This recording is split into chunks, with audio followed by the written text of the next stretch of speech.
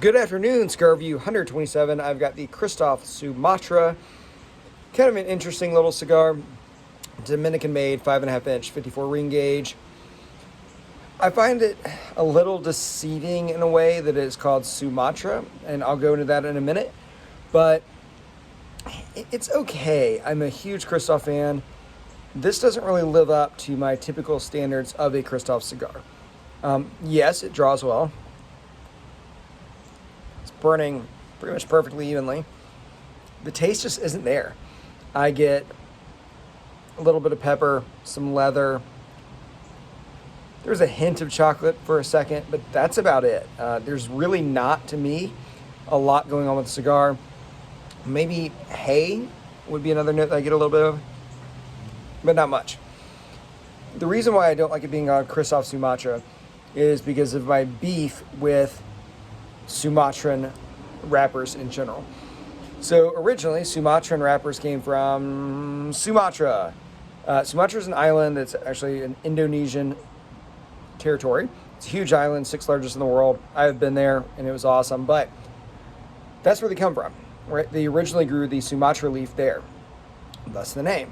But some people think that that leaf is kind of metallic and bland. So they got the Sumatra leaf, and then they brought it over to Ecuador, where pretty much anything can grow, right? There's an old joke that if you snap a broom in half, stick it in the ground in Ecuador, pretty soon you'll be harvesting full-size brooms. And it's closer to home than Indonesia, which is on the other side of the planet. So what they did, though, is they didn't get the Sumatran leaves and just plant them in the Ecuadorian soil.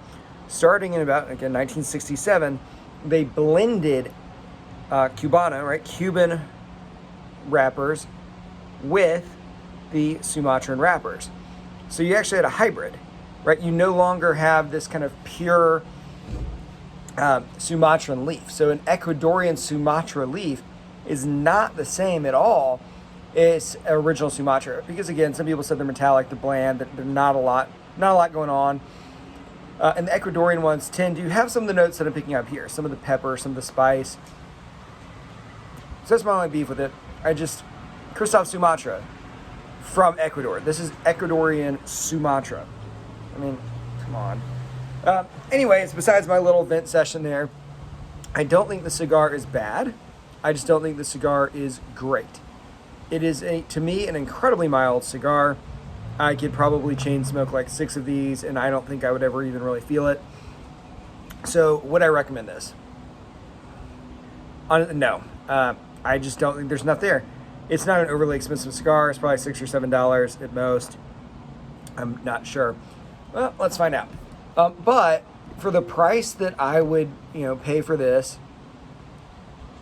okay, I was incorrect. It's like $8. That is way too expensive for this cigar. At $8, I can get much, much better cigars than this one.